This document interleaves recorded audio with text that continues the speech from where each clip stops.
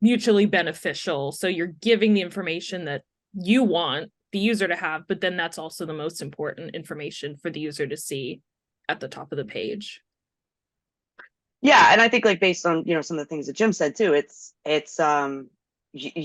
we also can put all the things that we need to say on that page, so and being less, sort of wrangled in by keywords and stuff like that. So it really allows for a much more like narrative structure, which is, I think, generally how at least Western people like, I don't know, absorb information. You start at the top, very broad, and you go down and drill down to more specific. So yeah, I think it's a natural way that you would just look at something anyway. And it's interesting how the web has evolved from sort of pushing against that to coming back. And that's what we want as humans. Yeah, Yeah, definitely. if you don't mind, I'd just like to add one of the, now it's not a ranking factor or anything, it's more of in Megan's realm of like a UX UI standpoint, but I'm sure everybody understands that every single year, everybody's, I'm not just saying users, but users in general, myself included, your attention span gets lower and lower and lower. So especially at this day and age, you take it one step further, talk about systems like AI, where literally the answer is at your fingertips. You just snap your fingers and you can get whatever answer you want. So what this kind of does is it follows that form of providing all the information up front. And since it's clustered together, it's less aggravating for any user and they don't get as frustrated and they don't leave the website as quick anymore. Because instead of them counting on navigational menus or mega menus or a complicated link structure to figure out where the content they need is, it's all still right there. And that's kind of like one of the main benefits of the pillar page in particular, is that is meant to be that one-stop shop. Think of it more of a novel with an index where you could jump to where you need to go, as opposed to like Cliff Notes where you kind of got dig and click all over the place to find the information you need. So it just enhances that user experience to have everything at their fingertips, so you don't lose that attention span. They don't just get frustrated and leave to find a different avenue that has less obstacles. They can just jump through the different links or call to action buttons, or even download. If it's a resource they want to read later, they can download and read it later. And it's more user focused than the old architecture, which was very much, SEO platform like Google, or business focused on what they thought were best. Now it's kind of shifted a lot of those mechanisms and the focus over to what does the user want? What's the best experience for the user when they get to the website?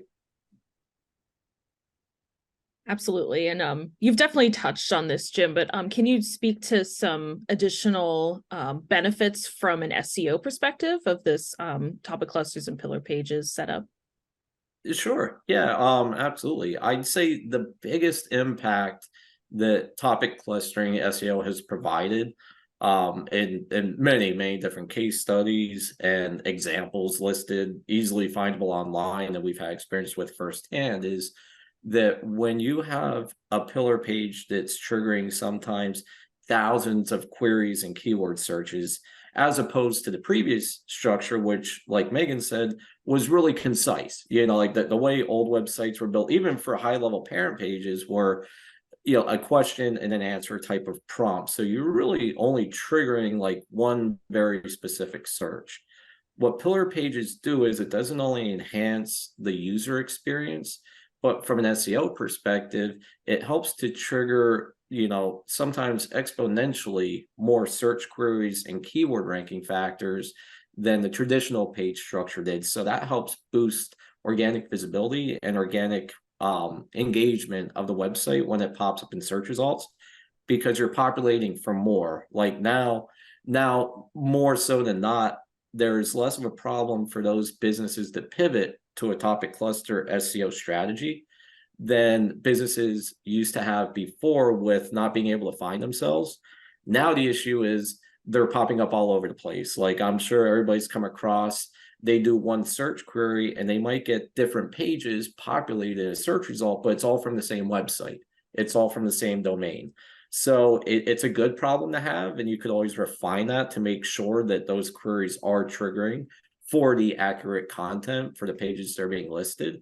But that's the biggest improvement that we've seen SEO wise, is it's no longer a question when you pivot to this kind of strategy of I'm not being seen, I'm not ranking, nobody can find me online. Now it's more of, now I'm all over the place. How do I make sure that the content populating is right for those search queries?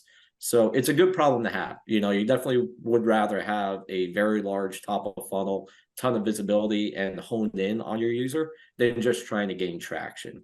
And that's where the topic clusters also help too, because that's where those extra search result populations come in, is from that supporting content. So if it's a broad query, sure, your pillar page could rank really high, but then lower down in the rankings, you might start to see that supporting content that answers a more precise question with a more exacting answer.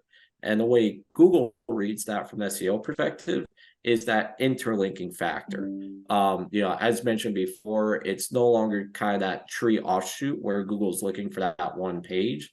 Now think of it more of like a neural network where everything's connected, everything's interlinked, and everything's relevant.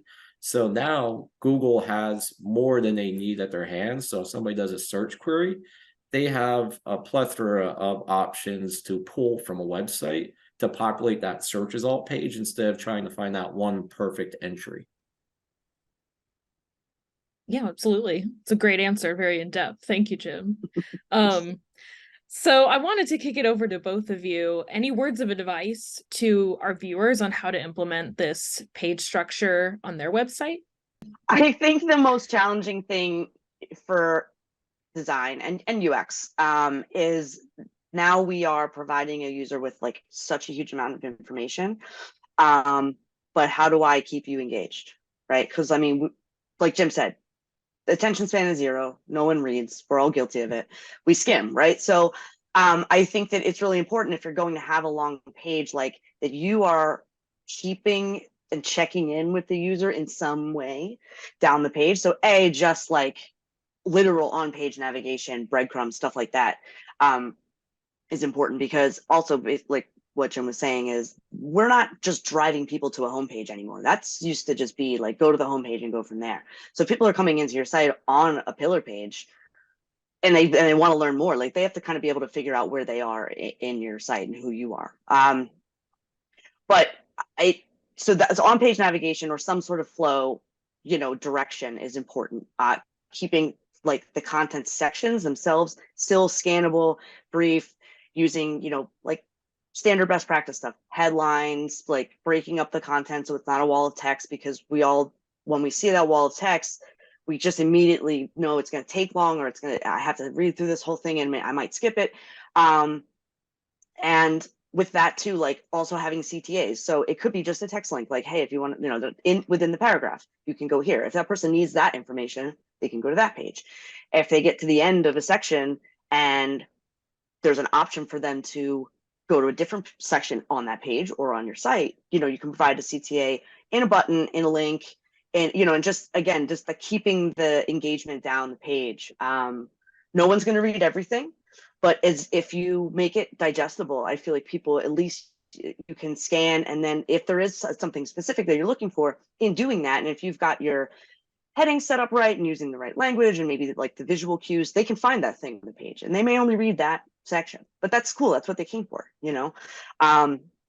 So yeah, and I think that it's just like a general rule period is to always give people more than one way to find a piece of information, right? So they land on a page, maybe there's an on-page nav, maybe they go back up to your main navigation and they look for something. Maybe they go to your footer, you know, because I think we're all kind of trained at this point to go to the footer for like deeper links. But never assume that somebody's going to find it just this one way in the way that you plan, because users will never follow that to a T. You'll always learn something like, I didn't think that they would do that, and here we go. But that becomes the norm or the rule. You can't force people to do it, you know, sort of your way. So it's a challenge, but I think it is a fun challenge because we've been doing it the other way for so long that, you know, let's see what we can do with a nice long page, lots of white space, lots of opportunity for visuals and all that stuff. So yeah, absolutely. Thank you. I don't know if Jim, you wanted to add anything else? Sure. I would just add one thing that's not really a part of the design, but just part of the SEO structure is that almost like a little reminder that Google's still for the actual content that goes on all these various pages, pillar pages, topic clusters, blog pages, resource pages. It still follows that popular EAT acronym of expertise, I'm sorry, experience, authoritativeness, and trustworthiness, but they added a new one, an extra E now for expertise. So essentially, whenever somebody's writing this content, while having the structure and the frame and the idea in mind of how all this information is interconnected, how do you get a user from point A to point, F, if F is your ultimate goal, to make sure everything's linked and everything flows well for that user journey. It's making sure that all those factors are still in play, the expertise of the copywriter or the business updating the content, make sure that expertise shines through, like what does their past experience have to show for them, what were their pitfalls, where have they messed up, where have they come through and learn from the mistakes to provide a better solution than their competitors. And then experience leads more into, basically what Megan does, what's the experience of the user once they get to the website. Is it hard to find what they need, or is it a nice, easy, natural flow? And then, of course, authoritativeness is the authority. How is your business seen? Do others refer out to you? Are there other businesses that come to you for advice within your industry? Are you that subject matter expert? And then finally, trustworthiness, which is just simply social proofing. It's making sure that you're putting everything out there to show your best foot forward, that you are trustworthy of the user. Much of this is done through things like testimonials, past client reviews, current client reviews, badges or awards, things of that nature that set you apart from the competition to make sure that the users instill that trust factor in you and see you as the go-to resource. I'll add to that there is a sort of more ethereal design aspect to all of that, right? Because if I go to somebody's site and my impression is supposed to be that they're like the authority on this topic, if your website looks bad or looks old or has bad UX, I will question that and a few other things. Now, that's not across the board, right? Because I don't know, think of any sort of you go to a state website. They're never the best ones, but you have to go there. The information's there, you'll find it, right? But and just it's that, we take in so many cues from the visual aspect that we don't even necessarily register. So just, dress for the part that you want. And if you're a serious, if you're a bank, maybe your site is an orange with balloons on it or whatever. I don't know. Maybe that would work. I'm just saying yeah. Cue the user to what you want your impression to be. And I think that's one of those things that just folds in. If it looks nice, it looks good and it works well, you're halfway there to seeming like you know what you're talking about, right? So yeah.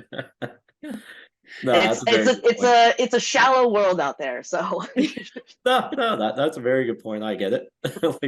If you're looking at, I don't know, artists or you're a sneaker collector and you go to a website, you want it to be flashy, you want it to be modern, you want it to be outrageous because it shows your artistic integrity, but you also don't want to see that at your bank. You want to know that the people handling your money are, they're conservative, they're not so extreme, they're not so wild. You don't want to lose all of it, and vice versa.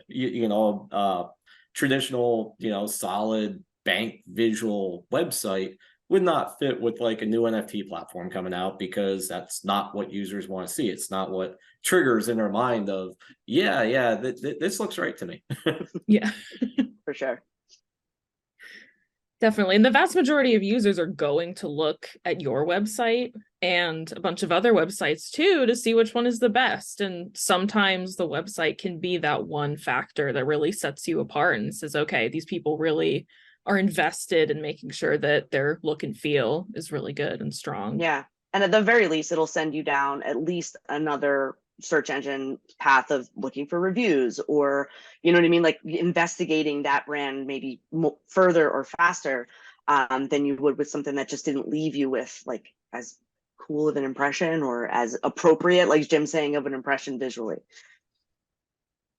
Absolutely. Well, thank you both so much for your time today. I think your insights are super helpful for anyone who's trying to improve both their website design and their SEO efforts as well. So as I mentioned earlier, please be sure to subscribe for future episodes of Creative University, and thanks for watching.